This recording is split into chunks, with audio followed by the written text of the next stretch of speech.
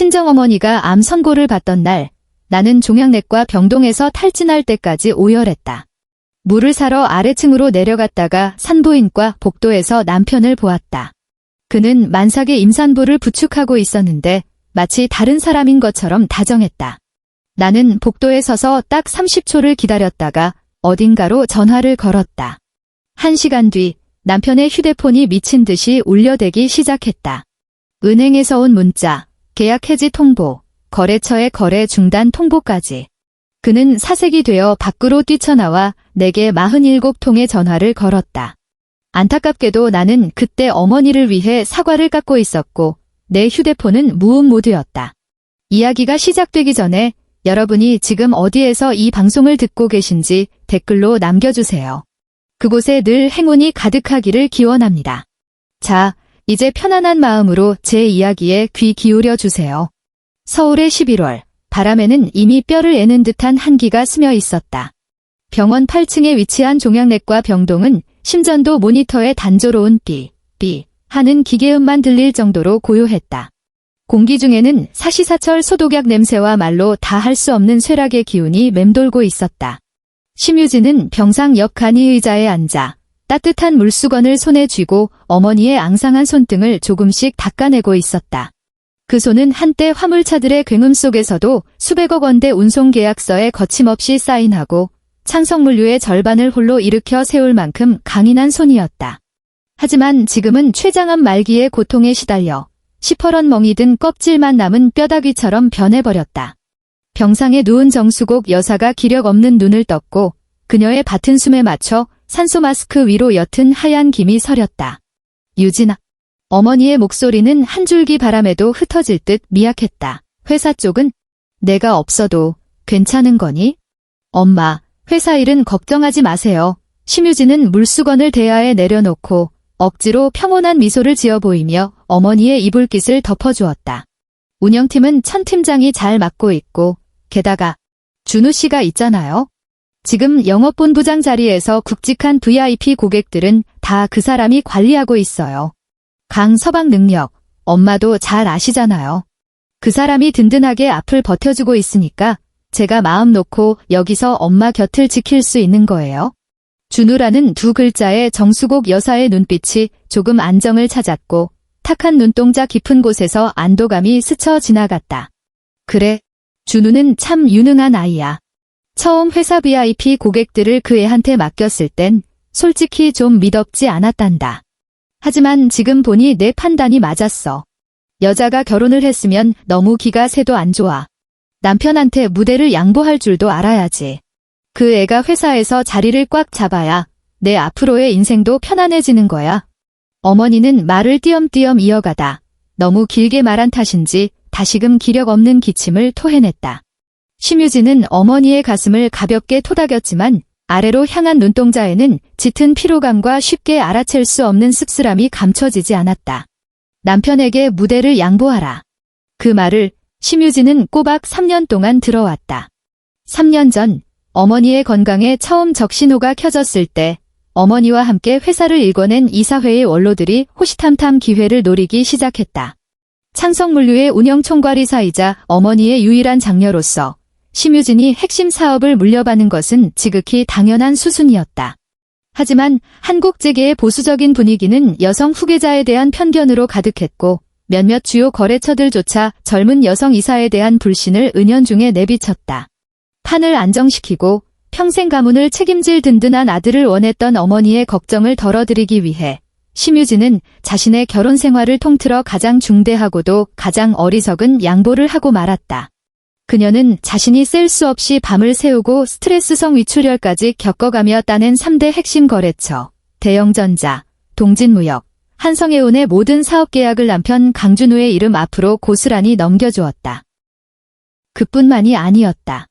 강준우에게 창성물류 대표의 든든한 사위라는 타이틀과 체면을 세워주기 위해 회사 명의의 제네시스 G80을 그의 전용 차량으로 배정했고 한도가 가장 높은 법인 카드를 그의 손에 쥐어주었다. 심지어 사내 조직 개편 때에는 자신이 먼저 어머니에게 건의하여 영업본부장이라는 자리를 신설하고 강준우를 그 자리에 곧바로 앉혔다. 그녀는 스스로 무대 뒤로 물러나 가장고되고 핵심적인 운영과 배차 일정을 조율하면서도 겉으로 드러나 사람들의 찬사를 받고 계약서에 서명하며 축배를 드는 모든 영광의 순간들은 강준우에게 바쳤다. 외부인들의 눈에 강준우는 탁월한 업무 능력으로 창성물류의 위기를 구한 비즈니스계의 샛별이었다. 어머니의 눈에 강준우는 가업 전체를 믿고 맡길 수 있는 완벽한 사위였다. 오직 심유진만이 진실을 알았다.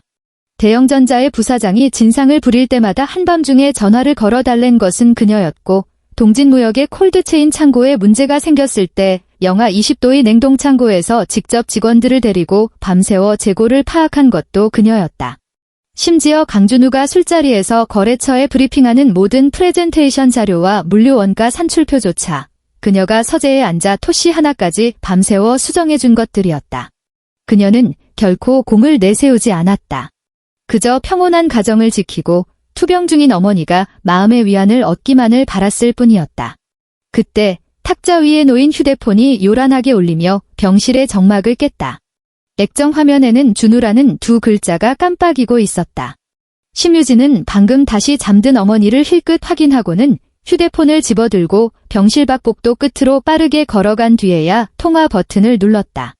여보, 장모님 오늘 상태는 좀 어떠셔? 전화기 너머로 낮고 매력적이지만 약간 지친 듯한 강준우의 목소리가 들려왔다. 여전하셔. 방금 진통제 드시고 잠드셨어? 심유진은 목소리를 낮추며 욱신거리는 관자놀이를 꾹꾹 눌렀다. 오늘 밤에 병원에 잠깐 들를 수 있어? 엄마가 아까도 당신을 찾으셨어. 요 며칠 기력이 너무 떨어지셔서 의사 선생님 말로는 아유, 오늘 밤은 영 힘들 것 같은데. 강준우는 한치의 망설임도 없이 그녀의 말을 끊었다. 그의 말투에는 을에 그렇다는 듯한 어쩔 수 없다는 기색이 묻어났다. 대영전자 쪽에서 하반기 물류 물량을 갑자기 추가하겠다고 해서 오늘 밤에 그쪽 구매팀 임원들이랑 술자리가 잡혔거든. 당신도 알잖아. 이런 비즈니스 접대를 내가 어떻게 빼? 지금 막 강남으로 넘어가려는 참이야. 그 인간들 비위 맞추기가 여간 까다로워야지. 내 체면이 그나마 먹히니까 망정이지. 안 그랬으면 이 계약 진작에 경쟁사한테 뺏겼을 거야. 심유진은 미간을 살짝 찌푸렸다. 대영전자 구매팀 임원이라고. 대영전자의 구매팀 이상철 부장은 아주 독실한 기독교 신자라서 매주 목요일 저녁이면 하늘이 두 쪽 나도 아내와 함께 교회 예배에 참석하는 사람이다. 절대 목요일 저녁에는 어떠한 술자리도 잡지 않는다. 오늘은 바로 목요일이었다. 하지만 심유진은 너무 지쳐 있었다. 꼬박 3주 동안 이어진 밤샘 간호로 그녀의 신경은 이미 끊어지기 직전이었다. 이 뻔한 거짓말을 들춰낼 기력조차 없었다. 혹시 이상철 부장 밑에 있는 다른 직원들일까? 아니면 강준우가 사람을 착각한 걸까? 그래, 알았어. 술 조금만 마시고 너무 늦지 않게 들어가. 심유진은 습관적으로 당부의 말을 건넸다. 걱정 마, 여보. 요새 당신이 고생이 많아.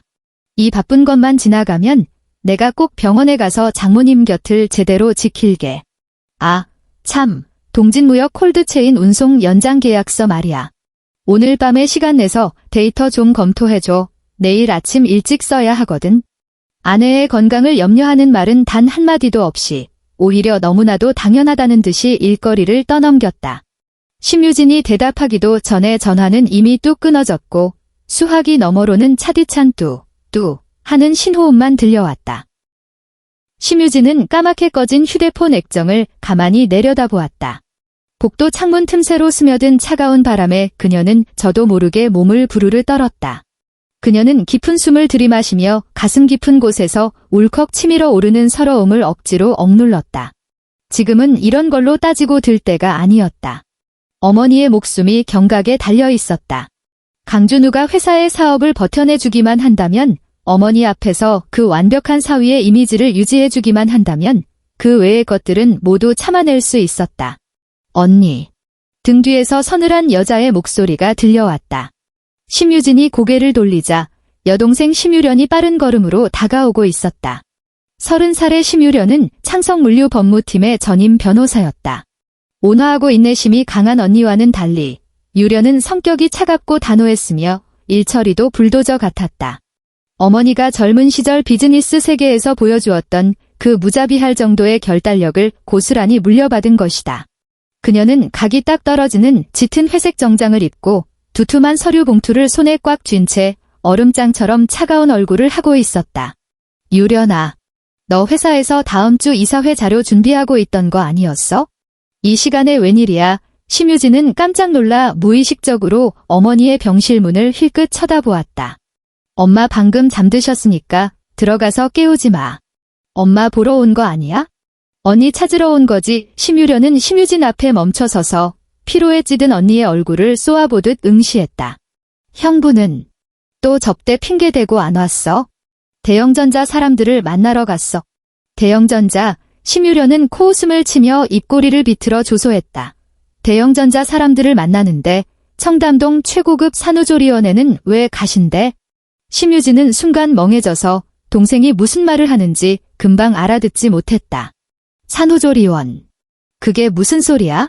심유련은 두말하지 않고 심유진의 팔을 확 낚아채어 복도 안쪽에 있는 보호자 휴게실로 향했다. 쾅 하고 문을 거칠게 닫은 뒤 심유련은 들고 있던 서류 봉투를 탁자 위에 신경질적으로 내동댕이 쳤다. 직접 봐. 심유진은 의아한 얼굴로 서류 봉투를 열었다. 그 안에는 두툼한 은행 거래 내역서와 신용카드 청구서 더미가 들어있었다. 바로 강준우 명의로 발급된 법인 카드의 결제 내역이었다. 법무팀 소속인 심유련은 이사회 연말 재무감사 자료를 준비하면서 모든 임원의 법인 계좌 내역을 열람할 권한이 있었다. 심유진의 시선이 그 빼곡한 숫자들과 결제 내역에 꽂혔다. 10월 12일 청담동 더 퀸 최고급 산후조리원 예약금 결제 800만 원. 10월 25일 현대백화점 강남점 유아동 코너 결제액 340만 원. 11월 3일 서울 성모병원 산부인과 VIP 진료실 의료비 45만 원. 11월 8일 유기농 수입 임산부 엽산 및 영양제 결제액 68만 원. 한 건, 두 건, 세 건. 꼬박 석 달 동안 이어진 임신 출산 관련 결제 내역들이 마치 독을 바른 쇠바늘처럼 심유진의 두 눈을 정확하게 찔러대고 있었다. 휴게실 안의 공기가 순식간에 빨려나간 것 같았다. 심유진은 숨이 턱 막히고 귓가에서 이명이 윙윙대는 것을 느꼈다. 그녀는 하얀 종이 위에 찍힌 까만 글씨들을 뚫어지게 바라보았고 머릿속은 10여 초 동안 완전한 백지 상태가 되었다. 이게 다 뭐야? 심유진의 목소리는 거친 사포에 긁히는 것처럼 쩍쩍 갈라져 나왔다. 지금 나한테 이게 뭐냐고 묻는 거야. 심유련은 팔짱을 낀 채 분노와 답답함이 뒤섞인 눈빛으로 언니를 쳐다보았다. 그 법인 카드, 언니가 승인해준 거잖아. 한도도 언니가 엄마한테 사정해서 올려준 거고. 지난 석 달 동안 언니는 종양내과 병동에 처박혀서 뼈를 깎으며 간호했는데 언니의 그 잘난 남편, 우리 창성물류의 위대하신 강 본부장님은 회사 돈으로 강남에서 다른 년한테 800만 원짜리 산후조리원을 끊어주고 있었다고. 그럴 리 없어. 심유진은 무의식적으로 고개를 내저었다. 손끝이 미세하게 떨리고 있었다. 어떻게든 이 얽히고 설킨 난장판 속에서 합리적인 핑계를 찾아내려 애썼다. 혹시 거래처 사람 아니야? 그래, 주요 거래처 임원 가족이 임신을 해서 관계 유지 차원에서 산 선물일 거야. 대영전자 이 상무님 며느리도 지난달에 임신했다고 했어. 언니, 도대체 언제까지 바보같이 속고만 살 건데? 심유련이 탁자를 쾅 내리쳤다. 비좁은 휴게실 안에서 그 둔탁한 소리가 유난히 날카롭게 울려 퍼졌다. 거래처 가족이 임신했는데 강준우가 직접 가서 산후조리원 예약금을 결제해? 굳이 서울성 모병원 산부인과 VIP 진료실까지 가서 수납을 하냐고? 저 조리원 이름 좀 봐. 더 퀸리적인 반년 전부터 실명으로 대기 걸어야 들어가는 곳이야. 누구 이름으로 예약했는지 언니가 직접 가서 확인해보면 알 거 아냐. 심유진의 손이 사시나무 떨듯 떨렸다. 얇은 A4 용지가 그녀의 손아귀에서 구겨져 형체를 잃어갔다. 그녀는 강준우와 결혼한 지 5년이 되도록 아이가 없었다. 처음 인연은 회사 일에만 매달리느라 그랬고 그 후로는 어머니가 갑자기 쓰러지는 바람에 임신을 계획할 여력조차 없었다. 강준우는 늘 한없이 다정한 남편 행세를 했다. 아이는 천천히 가져도 된다고, 당신 몸과 장모님 건강이 최우선이라고, 우리 둘이서만 사는 것도 충분히 행복하다며 그녀를 위로했었다. 그녀는 한때 그 다정함에 눈물이 날 만큼 감사했다. 하지만 지금 이 청구서들을 보고 있자니 그 모든 고마움이 거대하고 끔찍한 코미디로 변해버렸다. 이건 그저 첫 번째 서프라이즈일 뿐이야. 심유련은 싸늘한 표정으로 서류 봉투 맨 밑바닥에서 또 다른 문서를 꺼내어 신용카드 청구서들 위에 쿵소리가 나게 올려놓았다. 그 자식이 밖에서 아랫돌이나 함부로 굴리는 놈이라고 생각한다면 언니는 언니 남편을 너무 우습게 본 거야? 그것은 계약서 사본이었다. 심유진은 억지로 시선을 청구서에서 떼어내 그 계약서를 향해 돌렸다. 상단에 적힌 회사 이름을 보자마자 운영총괄이사로서의 직업적 본능이 깨어나며 등골이 오싹해졌다. 한성해운 연간 물류대행 계약서 부속 조항. 이건 언니가 병원에서 엄마를 간호하던 두 번째 주에 강준우가 운영팀을 완전히 배제하고 영업본부 명의로 단독 진행한 한성해운 연장 계약서야. 심유련은 계약서 4페이지에 적힌 작은 글씨를 가리키며 얼음장 같은 목소리로 말했다. 여기 봐, 기존에 합의했던 물류창고 기본 요율을 5%나 후려쳤어. 대신 한성해운과 이면으로 개인 물류 네트워크 최적화 자문계약이라는 걸 맺었지. 그 깎아준 5%의 이익금을 자문료 명목으로 매달 JNY 컨설팅이라는 개인 사업자 계좌로 꼬박꼬박 꽂아주고 있었던 거야. 심유진의 동공이 지진이라도 난 듯 흔들렸다. 물류창고 요율을 낮췄다는 건 창성물류의 영업이익이 그만큼 고스란히 날아갔다는 뜻이다. 게다가 그 알량한 자물료라는 것은 창성물류의 법인 계좌로 들어온 적이 단 한 번도 없었다. 내가 저 JNY 컨설팅을 뒷조사해봤어. 심유련은 심유진의 마지막 환상마저 무참히 짓밟듯 팩트를 내리꽂았다. 법인 대표는 강준우 사촌 동생으로 되어 있는데 실제 계좌를 관리하는 연락처는 강준우 개인 휴대폰 번호였어. 한성해운 말고 동진무역도 마찬가지야. 똑같은 수법으로 우리 회사에서 제일 큰 두 거래처의 이익금을 감쪽같이 자기 주머니로 빼돌리고 있었던 거지. 최근 석 달 동안 빼돌린 회사 돈만 무려 4억 원이 넘어. 4억 원. 어머니는 병실에서 단돈 몇만 원 하는 수입산 특효, 진통제 값을 아끼겠다고 뼈로 전이 되는 끔찍한 고통을 생으로 버텨내고 있는데 자신이 직접 왕좌에 앉혀준 남편이라는 작자는 그녀가 피땀 흘려 일군 회사의 피를 빨아먹으며 밖에서 딴 년과 그 자식을 먹여 살리고 있었다. 대체 무슨 권리로 그딴 짓을 벌인단 말인가? 심유진의 뇌리에 숱하게 지나간 밤낮의 기억들이 스쳐갔다. 회사의 모든 권한이 담긴 법인 인감을 그의 손에 쥐어준 것은 바로 그녀 자신이었다. 거래처 사람들에게 앞으로는 강 본부장에게 직접 연락하십시오. 그 사람이 저와 회사를 전적으로 대리합니다라고 말한 것도 그녀였다.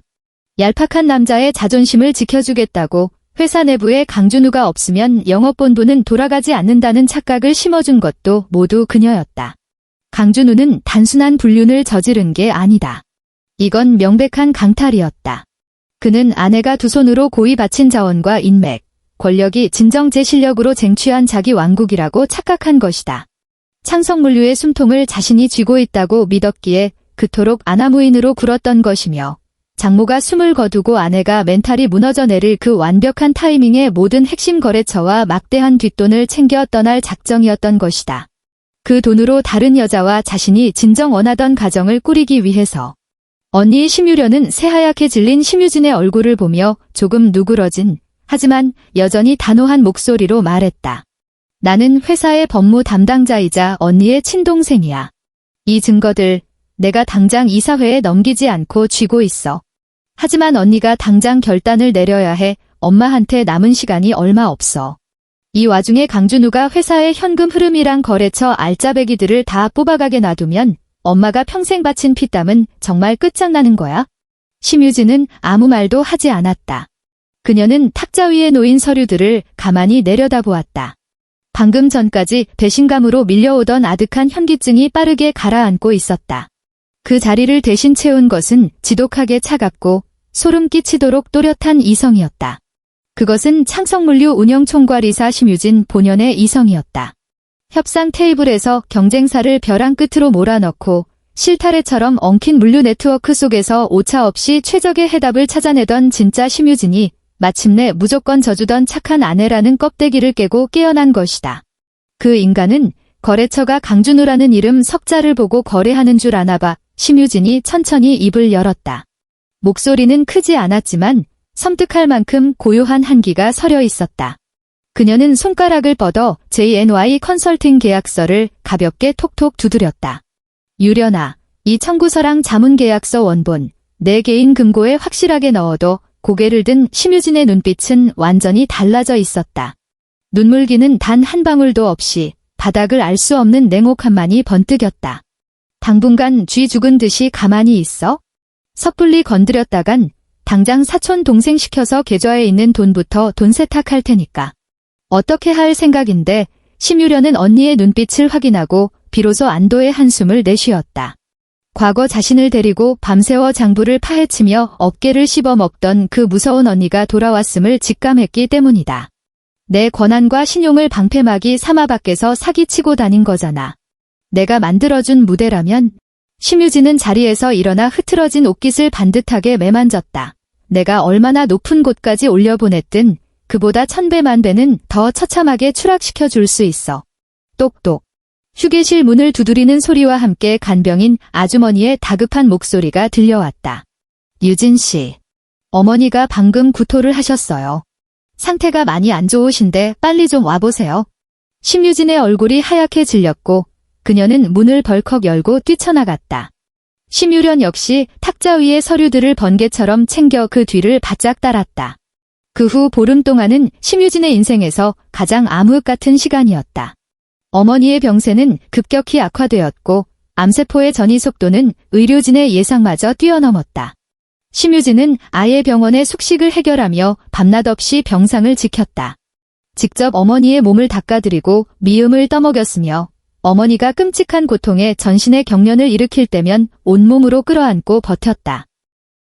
반면 강준우는 그 보름 동안 딱 2번 병실에 얼굴을 비쳤다. 매번 머리부터 발끝까지 빼입은 고급 정장 차림에 한 손에는 비싼 수입과일 바구니를 들고 나타나서는 병실에 10분도 채 머물지 않았다. 그러다 전화가 오면 거래처에서 당장 오란다.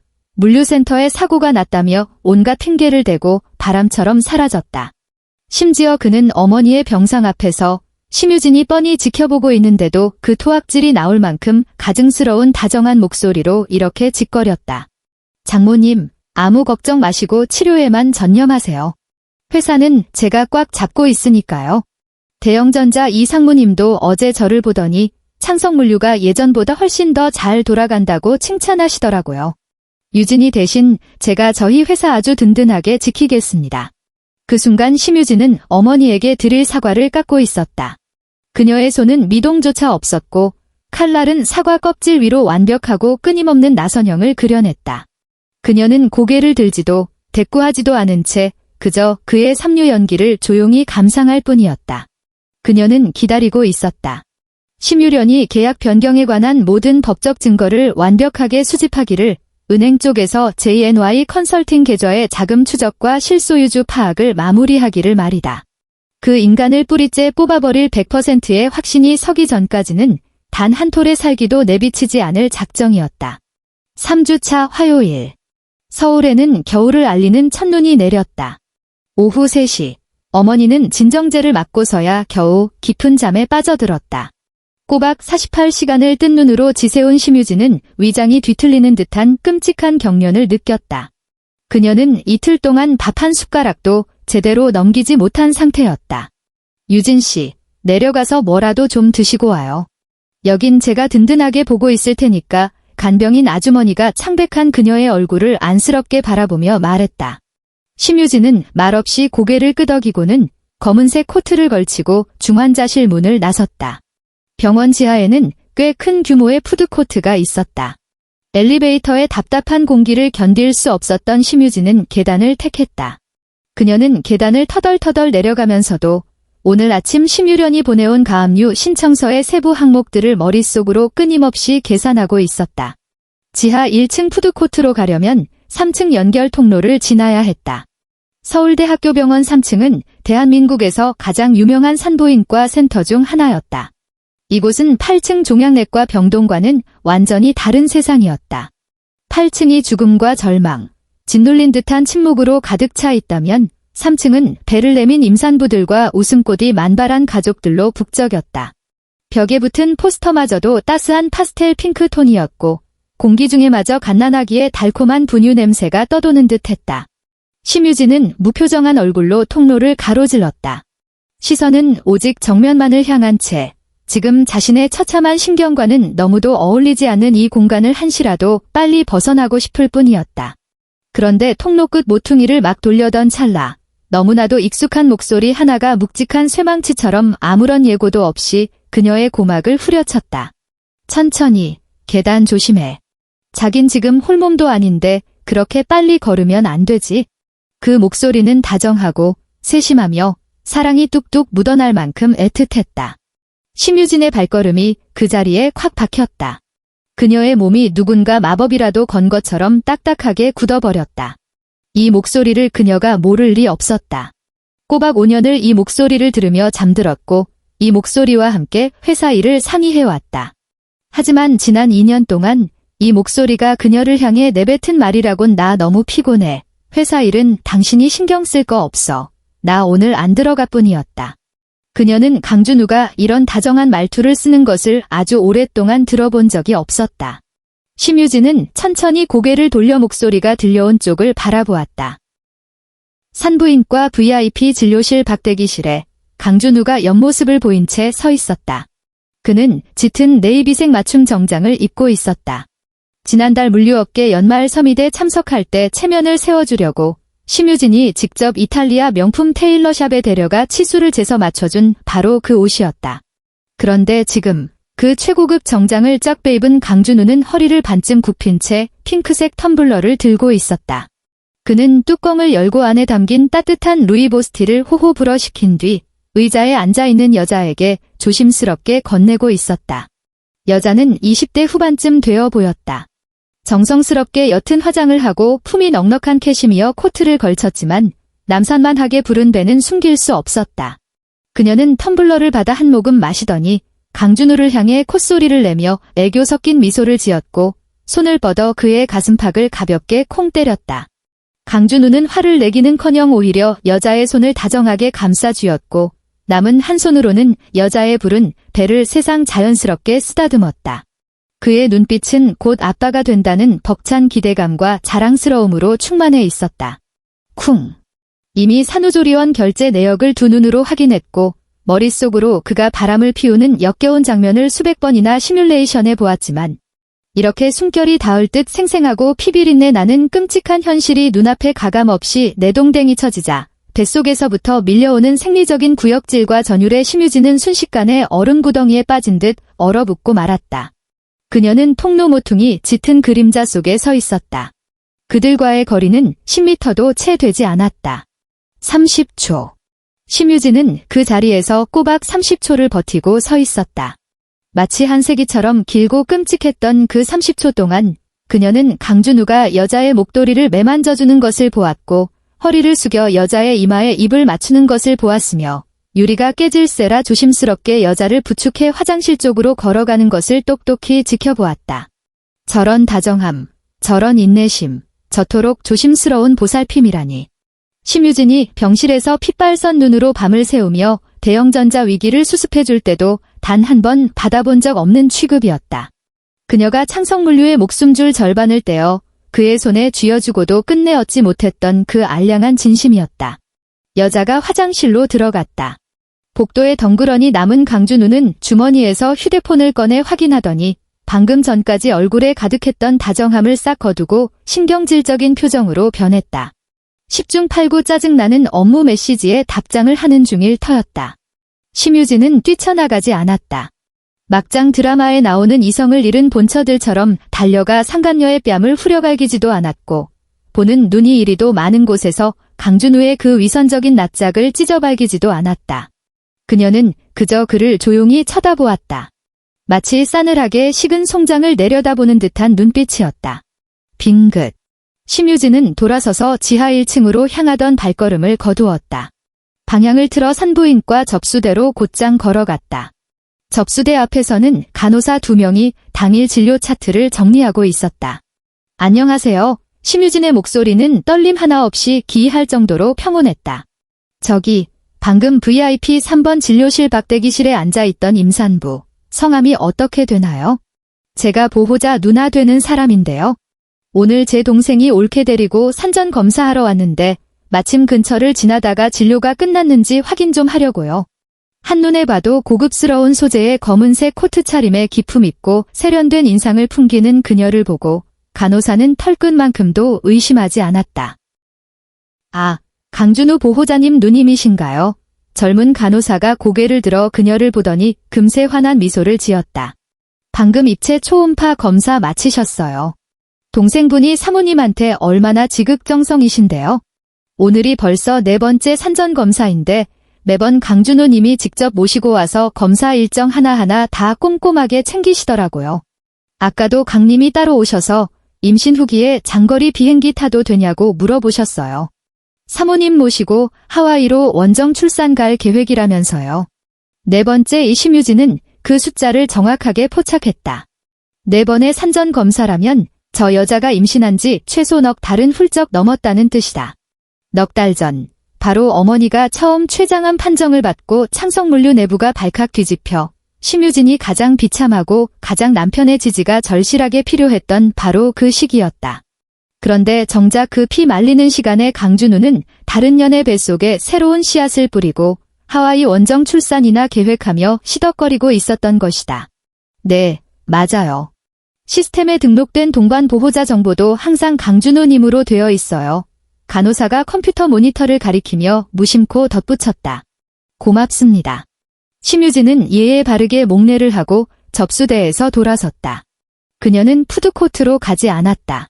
위장을 쥐어짜던 허기는 이미 훨씬 더 차갑고 딱딱한 사리로 가득 채워져 버렸다. 그녀는 계단을 따라 한 걸음 위로 올라갔다. 생명이 넘치는 3층에서 죽음이 도사린 8층으로. 발걸음을 내디딜 때마다 그녀의 머릿속에서는 더러운 진실의 퍼즐 조각들이 완벽하게 맞춰지고 있었다. 어쩐지. 최근 들어 그녀가 회사에 복고하려는 것을 길을 쓰고 막으며 당신은 엄마 간호에만 전념해. 회사는 내가 있으니까라고 떠벌리더라니. 어쩐지. 동진 무역 계약을 5%나 후려쳐서라도 다급하게 연장 계약을 맺더라니. 하와이 원정 출산 비용을 충당하려면 밖으로 빼돌리는 그 알량한 자문료가 필요했을 테니까. 어쩐지. 오늘 갑자기 서울대학교병원에 행차했으면서도 8층 중환자실 근처에는 얼씬도 하지 않더라니. 그 인간 눈에는 죽어가는 장모와 자기한테 감쪽같이 쏘가 넘어가는 병신 같은 아내가 그저 역겨운 짐덩어리였겠지. 그저 하루빨리 새 삶을 시작하고 싶어서 안달이 난 것뿐이었다. 그는 단순히 결혼의 서약을 배신한 게 아니었다. 그는 심유진과 병든 장모를 자신의 새로운 가정을 꾸리기 위한 피주머니로 취급했다. 곧 쓰러질 듯한 창성물류라는 거대한 짐승의 등에 찰거머리처럼 들러붙어 마지막 남은 골수까지 탐욕스럽게 빨아먹고 있었다. 그 짐승이 마지막 숨을 거두는 순간 어마어마한 부를 챙겨 딴 년과 그 자식 새끼를 데리고 여유롭게 빠져나갈 치밀한 계획을 세우고 있었던 것이다. 심유진은 8층 중환자실의 방화문을 밀고 들어갔다. 복도의 차가운 바람이 그녀의 얼굴에 스치자 정신이 소름 끼치도록 맑아졌다. 병실 문을 열자 어머니는 여전히 깊은 잠에 빠져 있었다. 풍파를 견뎌낸 얼굴에는 병마가 남긴 깊은 주름이 가득했다. 어머니는 평생을 너무도 억척스럽게 살아왔다. 이 회사를 직접 세웠고 딸에게 모든 것을 내주었으며 심지어 딸이 시댁에서 길을 펴고 살게 하려고 회사의 권력마저 기꺼이 양보했다. 만약 어머니가 당신이 가장 믿었던 완벽한 사위가 바로 아래층 산부인과 복도에서 회사 돈으로 임신한 다른 여자를 부축하고 있다는 사실을 알게 된다면 심유진은 병상 앞에 서서 깊은 숨을 들이마셨다. 눈빛 깊은 곳에 남아있던 아내로서의 마지막 미련과 나약함은 바로 이 순간 철저히 짓밟히고 불태워져 재가 되어버렸다. 그녀는 주머니에 손을 넣어 무음으로 해둔 휴대폰을 꺼냈다. 잠금을 해제하고 익숙하게 연락처를 넘기던 그녀의 손끝이 심유련 법무팀이라는 이름 위에 멈췄다. 심유진은 병상에 누운 어머니의 창백한 얼굴을 바라보았다. 그녀의 눈빛은 찬물에 담금질한 칼날처럼 날카롭게 번뜩였다. 그녀는 통화 버튼을 눌렀다. 신호음이 2번 울리기가 무섭게 전화가 연결되었다. 언니, 심유련의 목소리에는 직업적인 예민함이 묻어 있었다. 거기 무슨 일 있어? 숨소리가 왜 그렇게 거칠어? 심유진은 굳게 닫힌 복도 끝 방화문을 뚫어지게 응시했다. 손톱이 손바닥을 파고들 정도로 주먹을 꽉 쥐며 가슴을 뚫고 나올 듯한 떨림을 억지로 억눌렀다. 유련아, 너 지금 어디야? 그녀의 목소리는 낮고 쉬어 있었지만 소름이 끼칠 정도로 침착했다. 회사 법무팀. 대형전자 하반기 결제 대금 맞추고 있었어. 왜 그래? 당장 하던 일 멈춰 심유진은 눈을 감고 복도의 차가운 공기를 깊게 들이마셨다. 다시 눈을 떴을 때 그녀의 눈빛은 한치의 흐트러짐도 없었다. 잘 들어. 첫째, 지금 당장 재무팀 천 팀장한테 연락해서 강준우 명의로 된 회사 관련 계좌 전부 동결시켜. 끝자리 4321번 법인 플래티넘 카드도 포함해서. 둘째, 회사 최고 권한으로 그 인간의 사내 인트라넷, 고객관리 시스템, 물류배차 시스템 접속 계정 싹 다 차단해. 셋째, 지금 바로 업무 담당자 변경 및 리스크 안내 공문세 통기한에서 대형전자, 동진무역, 한성해운에 각각 발송해. 지금 이 순간부로 창성물류의 유일한 책임자는 다시 심유진으로 복구하며 강준우의 모든 약속과 행위에 대해 회사는 일절 책임지지 않는다고 명시해. 전화기 너머로 짧은 정막이 흘렀다. 수화기 너머로 법무팀 사무실의 프린터 돌아가는 소리만 희미하게 들려올 뿐이었다. 언니, 뭐 본 거야? 심유련의 목소리 역시 차갑게 가라앉았다. 그녀는 이유를 묻지 않았다. 동생으로서 언니를 너무나도 잘 알았기 때문이다. 절대적인 마지노선을 건드린 게 아니라면 심유진이 회사의 동맥을 스스로 끊어버리는 이런 자폭에 가까운 지시를 내릴 리 없었다. 방금 아래층 산부인과 3층 연결 통로에서 그 인간 봤어. 임산부 데리고 VIP 진료실에서 입체 초음파 보고 있더라. 벌써 네 번째 산전검사래. 심유진의 말투는 마치 차가운 물류 데이터를 보고하듯 건조했다. 내가 찾아낸 그 JNY 컨설팅 자문료 말이야. 그걸로 하와이 원정 출산 패키지 결제할 작정이더라. 이 계좌식 전화기 너머로 심유련이 이를 갈며 욕을 내뱉는 소리가 들렸고 이어서 의자를 거칠게 밀어내는 마찰음이 울렸다. 지금 바로 처리할게. 근데 언니, 영업본부장 법인 계좌를 동결하고 일방적으로 직무 권한을 박탈하려면 회사 정관상 반드시 대표이사 서명과 법인 인감이 필요해. 엄마 지금 저 상태신데. 심유진은 몸을 돌려 병실문 유리창 너머로 깊이 잠든 어머니를 바라보았다. 알아. 내가 알아서 해. 넌 일단 재무팀부터 통제해서 천 팀장이 단돈 1원도 못 빼나가게 막아. 나머지는 내가 다 책임질 테니까. 심유진이 전화를 끊고 문을 열고 들어가려던 찰나 병실 안에서 갑자기 격렬한 기침 소리가 터져나왔다. 가슴이 철렁 내려앉은 그녀는 황급히 문을 열고 뛰어들어갔다.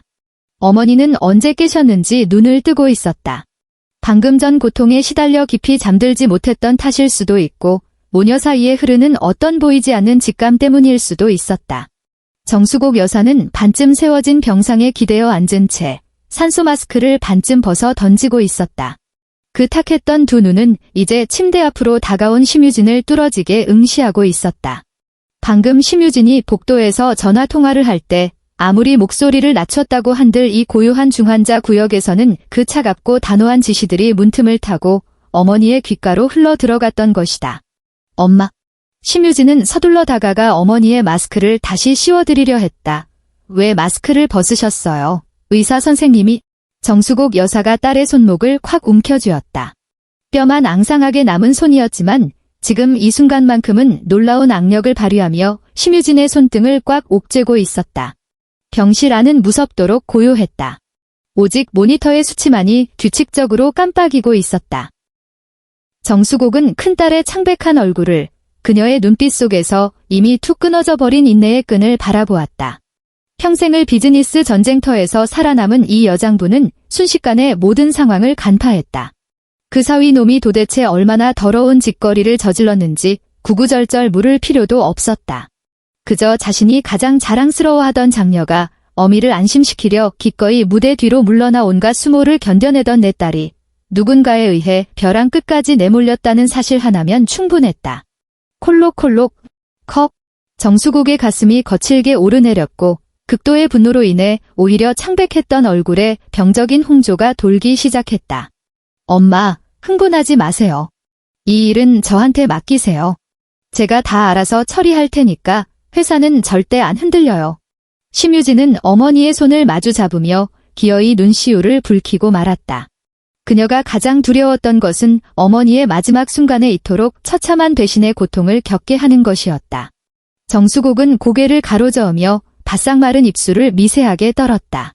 그녀는 폐가 찢어지는 듯한 고통을 억누르며 지극히 미약하지만 절대 거역할 수 없는 단호한 목소리로 한 글자 한 글자 힘주어 말했다. 도로 뺏어와야 할 것들. 엄마가 다 도장 찍어주마. 참았던 심유진의 눈물이 기어코 떨어져 어머니의 손등을 적셨다. 그녀는 더 이상 군말 없이 즉시 휴대폰을 귀에 다시 가져다 대며 스피커폰 버튼을 눌렀다. 유련아, 들었지? 지금 당장 실행해. 알았어의 전화기 너머 심유련의 목소리는 칼집에서 뽑힌 비수처럼 서늘했다. 1시간 안에 그 새끼 이름으로 된 거 공기 빼고 싹 다 증발시켜줄게. 오후 4시 15분 서울 성모병원 3층 VIP 산부인과 센터 수납처. 공기 중에는 고급스러운 디퓨저 향이 은은하게 감돌고 있었다.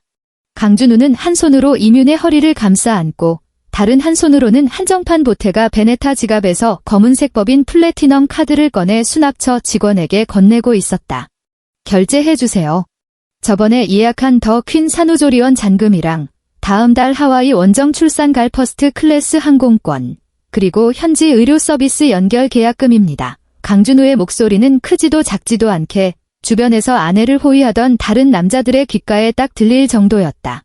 그의 말투에는 성공한 남자 특유의 여유와 허세가 뚝뚝 묻어났다. 이윤희는 그의 어깨에 기대어 부른 배를 쓰다듬으며 애교 섞인 목소리로 속삭였다. 오빠, 굳이 그렇게 비싼 패키지 안 끊어도 되는데? 난 서울병원도 충분히 좋은 것 같아. 그게 무슨 소리야? 강준우는 고개를 숙여 그녀의 볼을 다정하게 꼬집었다. 내 뱃속에 있는 건 내 장남이잖아.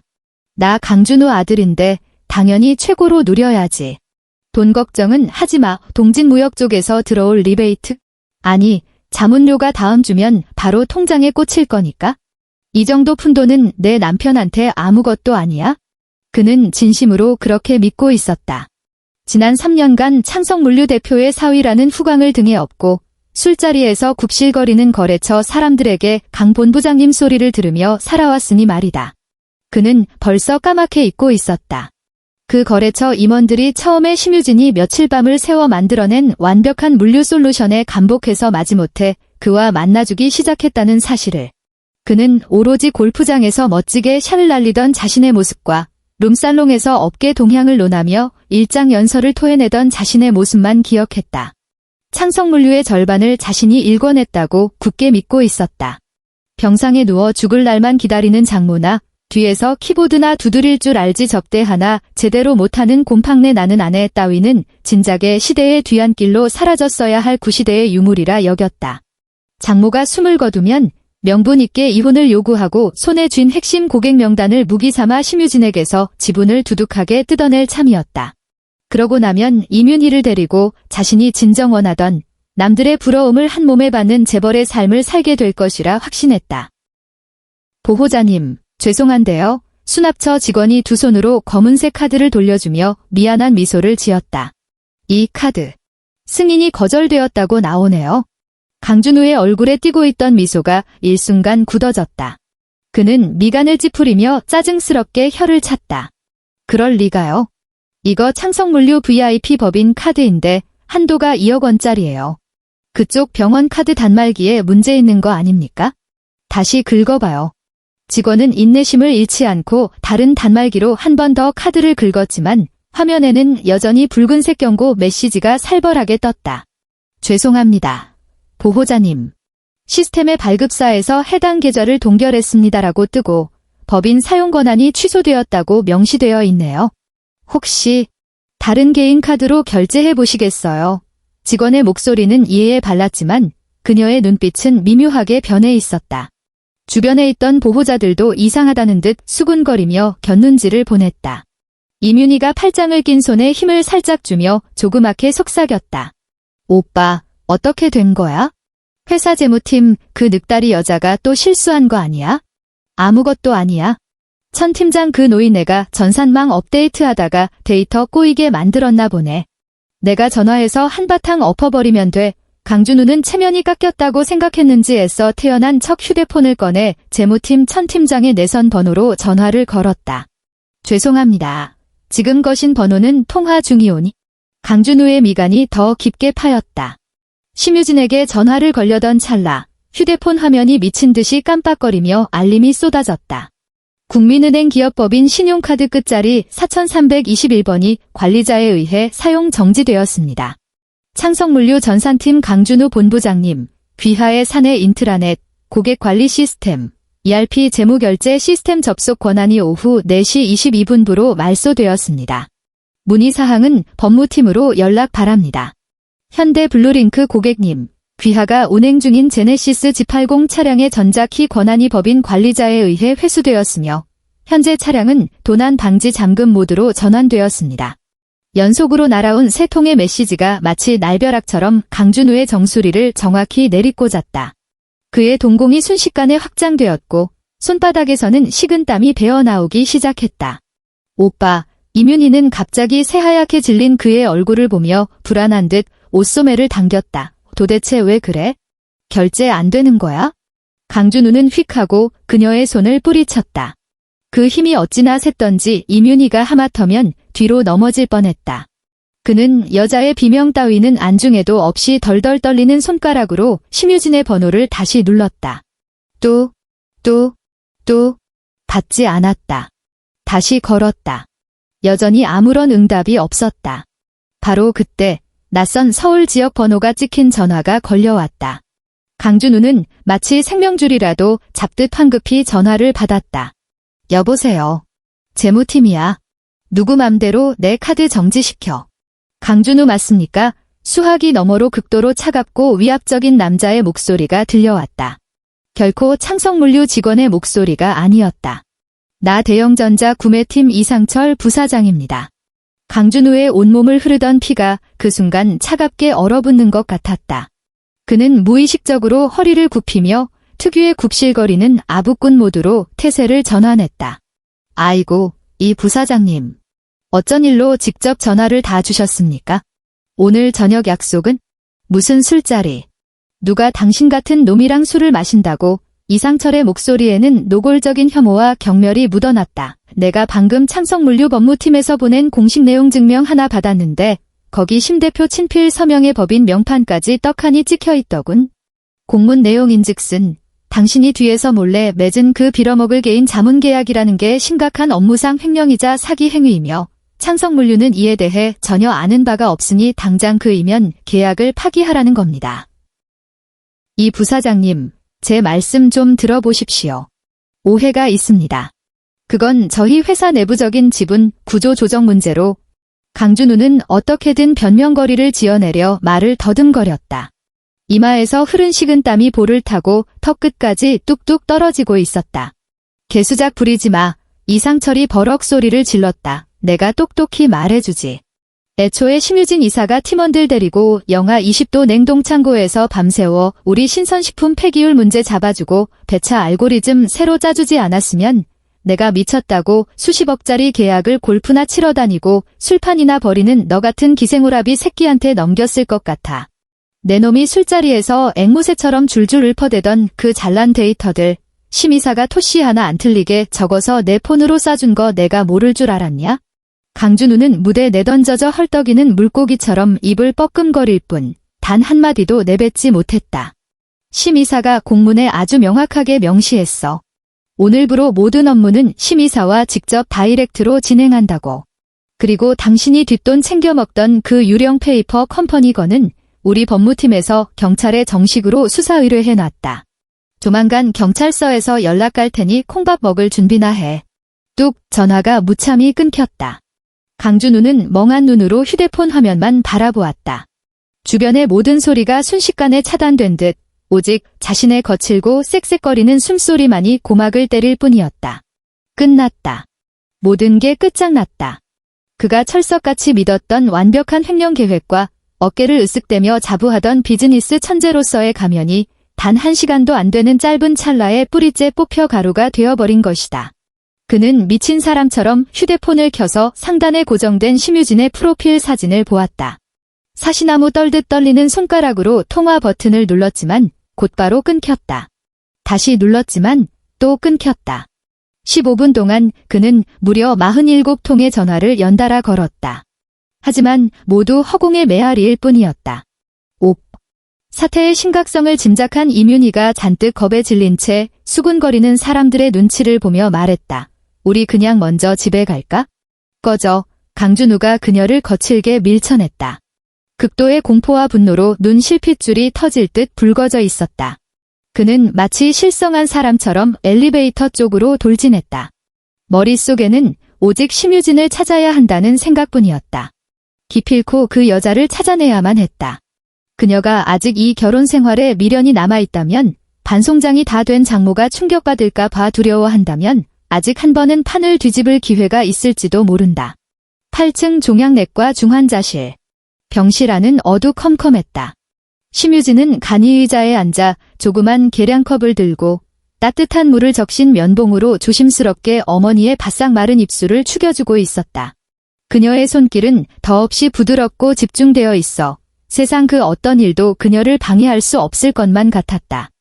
침대 협탁 위에 놓인 휴대폰 화면은 미친 듯이 번쩍이고 있었다. 어두컴컴한 병실 안에서 액정에 뜬 준우라는 두 글자와 47 부재중 전화를 알리는 붉은 숫자는 유난히도 거슬렸다. 어머니의 단잠을 깨우지 않기 위해 휴대폰은 진동조차 꺼둔 완벽한 무음 상태였다. 정수국이 살포시 눈을 뜨고 계속해서 번쩍이는 액정 화면으로 시선을 던졌다. 누구? 전화니? 어머니의 목소리는 끊어질 듯 가늘었다. 심유진은 눈썹 하나 까딱하지 않고 티슈를 뽑아 어머니 입가에 침 자국을 다정하게 닦아주며 파도 한 점 없는 잔잔한 목소리로 답했다. 스팸 전화예요. 신경 쓰지 마세요. 보험회사에서 요새 자꾸 전화가 오네요. 정수국은 잔잔한 호수 같은 딸의 표정을 바라보며 입가에 아주 옅은 미소를 지었다. 그녀는 눈을 감으며 누구도 알아채지 못할 안도의 한숨을 내쉬었다. 그건 모든 시름을 내려놓는 한숨이었다. 내 딸이 이제 더는 남을 위해 제 속을 까맣게 태우며 인내하던 바보 같은 아이가 아니구나. 협상 테이블을 쥐락펴락하던 그 무서운 심유진이 마침내 베어내야 할 썩은 살을 향해 제대로 칼날을 겨누었구나. 쾅. 병실 박복도에서 갑자기 문을 부술듯이 밀치는 소리가 났다. 이어서 다급하고 난폭한 발소리와 간호사가 제지하는 소리가 뒤엉켰다. 보호자님, 여기 중환자실이에요. 이러시면 안 됩니다. 비켜. 내 마누라 찾으러 왔어. 심유진. 심유진 당장 안 나와. 강준우의 발악하는 울부짖음이 두꺼운 방음 문을 뚫고 병실 안까지 쩌렁쩌렁 울렸다. 심유진은 하던 손길을 멈췄다. 계량컵과 면봉을 협탁 위에 흔들림 없이 내려놓고 어머니의 이불을 목 끝까지 잘 덮어드렸다. 엄마, 제가 나가서 잡상인 좀 쫓아내고 올게요. 금방 와요. 그녀는 자리에서 일어나 코트 자락을 반듯하게 펴고 문 쪽으로 걸어갔다. 문고리를 틀어주는 바로 그 순간 그녀의 눈동자에 티끌만큼 남아있던 아내로서의 미련은 완전히 증발해버리고 창성물류 운영 총괄이사로서의 소름 끼치는 냉혹함만이 남았다. 그녀는 문을 열고 밖으로 나가더니 이내 등 뒤로 쾅 소리가 나게 병실 문을 닫아버려 모든 소란을 바깥 세상으로 차단했다. 복도. 강준우는 넥타이가 반쯤 풀리고 머리가 헝클어진 채 덫에 걸린 들짐승처럼 두 명의 보안 요원과 실랑이를 벌이고 있었다. 심유진이 나오는 것을 본 그는 핏발선 눈으로 보안 요원들을 짐승처럼 뿌리치고 달려들었다.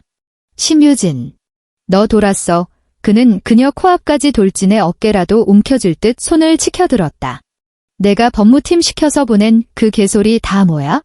대형전자에서 방금 경찰에 신고하겠다고 난리친 거 알아? 내 카드 정지시키고 인트라넷 쫓아내고 너 지금 회사 말아먹으려고 작정했어?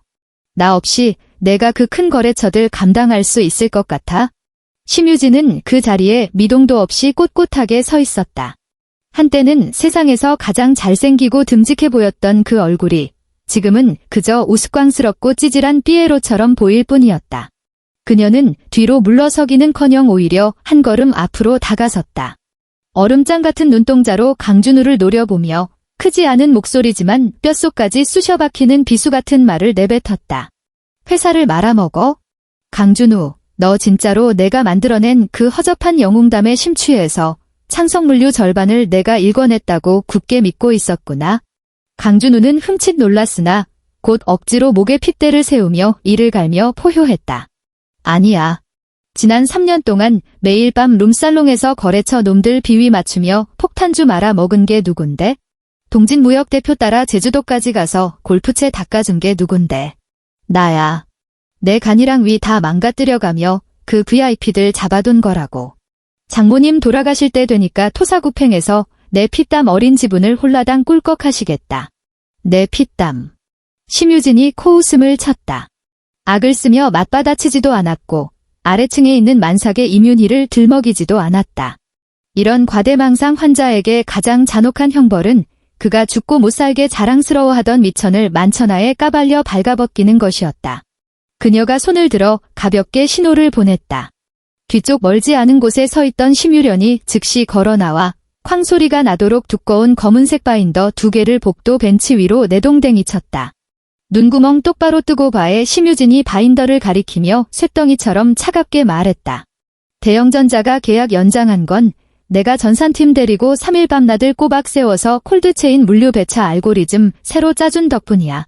그걸로 걔네 하반기 신선식품 폐기율을 15%나 낮춰줬어. 이게 그 알고리즘 원천 코드 승인 날짜고 옆에 있는 게 이상철 부사장이 나한테 직접 보낸 컨펌 메일이야. 강준우의 시선이 통제력을 잃고 서류로 향했다. 목을 대가 뻣뻣하게 움직였고 핏기가 신 얼굴이 창백해지기 시작했다. 동진무역이 안 떨어져 나간 건 작년 폭설 때 서울 빠져나가는 고속도로 싹 다 마비됐을 때 내가 엄마 인맥 다 동원해서 1톤 트럭 50대 끌어모아 국도 타고 마트 납품 시간 정확하게 맞춰준 덕분이야. 그때 너 어디 있었어? 제주도에서 팔자 좋게 골프 스윙이나 연습하고 있었잖아. 심유진은 한마디 내뱉을 때마다 한 걸음씩 압박해 들어갔다. 강준우는 전에 본 적 없는 그녀의 살벌한 기세에 눌려 뒷걸음질을 쳤다. 내가 룸살롱에서 왕이라도 된 줄 알았어? 내가 거래처 임원들 앞에서 프레젠테이션한 PPT 자료, 내가 호기롭게 부르던 물류 단가, 그거 다 내가 밤새 원가 계산해서 토시 하나 안 틀리게 내 폰으로 보내준 거잖아. 넌 그저 내가 써준 대본 읊은 앵무새였고 회사 체면 세우려고 바지사장으로 내세운 허우대의 멀쩡한 마네킹일 뿐이었어. 심유진은 걸음을 멈추고 핏기 하나 없이 사색이 된 그의 얼굴을 횃불 같은 눈으로 노려보았다. 내가 JNY 컨설팅으로 빼돌린 그 4억짜리 자문료, 내가 피 깎는 심정으로 낮춰준 창고 보관료에서 후려친 거잖아.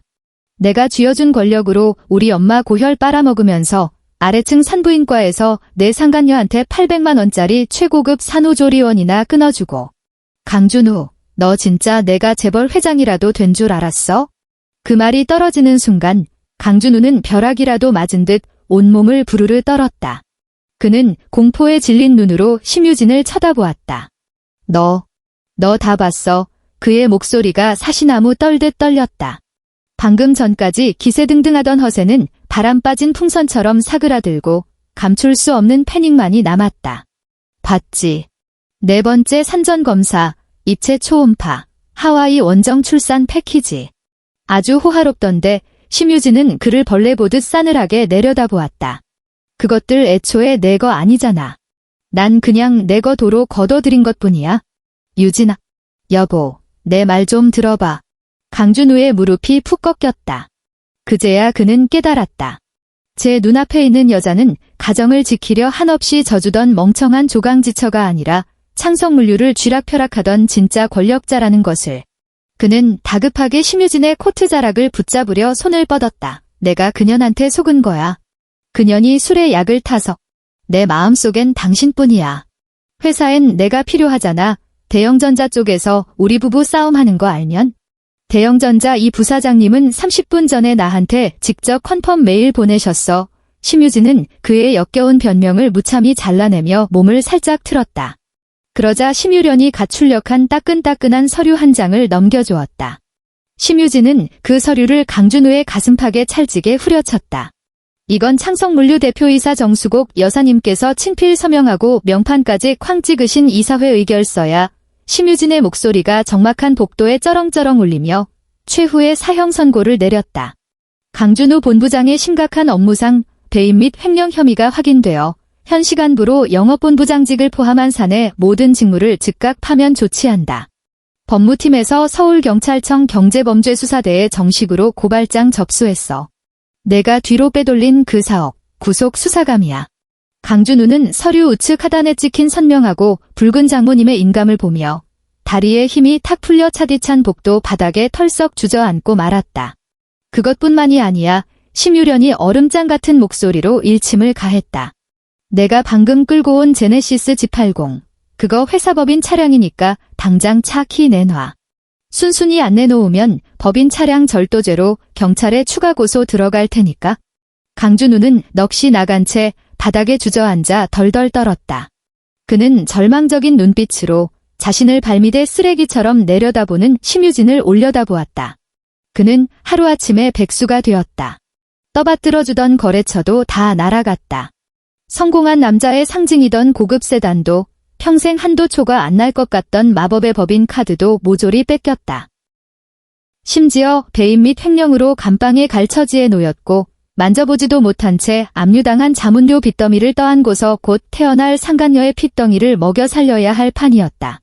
그는 실오라기 하나 남김없이 발가벗겨져 먼지 한 톨 건지지 못한 채 인생의 무대에서 쫓겨났다. 차 키 뺏고 쫓아내. 만약 이 새끼가 중환자실 근처에 얼씬거리기라도 하면 보안 요원들한테 몽둥이로 다리 몽둥이를 부러뜨리라고 해. 심유진은 더 이상 쳐다보는 것조차 시간 낭비라는 듯 매몰차게 돌아서서 병실로 향했다. 텅 빈 복도에는 죽은 개처럼 엎어져 있는 강준우만이 남아 중환자실 자동문이 서서히 닫히며 내는 차가운 금소금을 듣고 있을 뿐이었다. 석 달 후 서울의 이른 봄이 찾아왔다. 한강 시민공원의 벚나무에도 조그만 꽃망울이 맺히기 시작했다. 창성물류본사 최고층 회의실. 심유진은 각 잡힌 검은색 비즈니스 정장 차림으로 길다란 회의 테이블 상석에 앉아 있었다. 날카롭고 집중력 있는 눈빛으로 지난 분기 실적에 대한 법무팀의 브리핑을 경청하고 있었다. 대영전자와 동진무역의 연장 계약은 모두 마무리되었으며 영업이익률 역시 예전의 정상 궤도를 회복했습니다. 그리고 강준우의 배임 및 횡령 사건은 어제 1심 선고가 내려졌고 본인 명의의 재산은 법원 강제 집행을 통해 회사의 손해 배상금으로 회수되었습니다. 본인은 산후조리원 잔금을 못 내서 쩔쩔매다가 결국 이윤희가 애를 지우고 친정으로 도망갔다고 하더라고요. 지금 그 인간이 어디서 뭘 하고 사는지는 아무도 모릅니다. 심유련은 바인더를 덮으며 마치 폐기물 처리 결과를 보고하듯 건조하게 말했다. 알았어. 심유진은 짧게 고개를 끄덕였다. 그 쓰레기 같은 이름에 단 1초의 감정도 낭비하지 않았다. 각 부서 팀장들한테 전달해 오후 3시에 1사분기 배차 전략회의 진행한다고. 이상, 해산. 이혼 조정은 이미 한 달 전에 확정되었다. 강준우는 콩밥을 면하려고 회사 측의 선처를 구걸하며 모든 재산 분할을 자발적으로 포기한다는 각서에 도장을 찍었다. 그는 쓰레기 봉투에 담겨버려지듯 그녀의 인생에서 완벽하게 소각되었다. 오후 5시, 심유진은 칼퇴근을 하고 회사 정문을 나섰다. 그녀는 자신의 차를 몰고 종로구 피막골 근처의 허름하지만 오래된 설렁탕 노포로 차를 돌려 김이 모락모락 나는 뽀얀 설렁탕 한 그릇을 포장한 뒤 서울대학교 병원으로 향했다. 어머니의 병세는 몇 번의 위험한 고비를 넘긴 후 기적적으로 짧은 안정기에 접어들었다. 비록 병실을 벗어날 수는 없었지만 혈색은 석 달 전보다 훨씬 좋아 보였다. 심유진이 8층 병실 문을 열자 창문 너머로 쏟아진 석양빛이 새하얀 침대 시트 위로 부서지며 차가웠던 공간을 따뜻하게 물들이고 있었다. 엄마가 제일 좋아하는 그 집 설렁탕 포장해 왔어요. 심유진은 보온통을 탁자 위에 내려놓고 능숙하게 뚜껑을 열었다. 정수곡은 베개에 기댄 채 딸이 야무지게 수저를 챙기는 모습을 지켜보았다. 젊은 딸의 얼굴에서는 더 이상 과거의 그 억눌린 피로감을 찾아볼 수 없었다. 그 자리에는 판을 쥐고 흔드는 지휘자의 여유와 단단함만이 가득했다. 오늘 회사는 별일 없었고 어머니가 웃으며 물었다. 다 잘 돌아가요? 대영전자는 다음 달에 물류라인 2개 더 늘린대요. 심유진은 숟가락에 뜬 국물을 호호 불어 조심스럽게 어머니의 입가로 가져갔다. 석양의 그림자가 병실 벽을 타고 느릿느릿 흘러갔다. 병상 오른편에 놓여있던 강준호 전용이었지만 정작 그가 앉은 적은 손에 꼽았던 그 고급 가죽 간이의자는 언제 치워졌는지 흔적도 없이 사라졌다. 그 자리에는 낡았지만 깨끗한 체크문에 담요가 깔린 접이식 간이 침대가 대신 놓여 있었다. 심유련의 겨울 코트가 간이 침대 등받이 위에 툭하니 걸쳐져 있었다.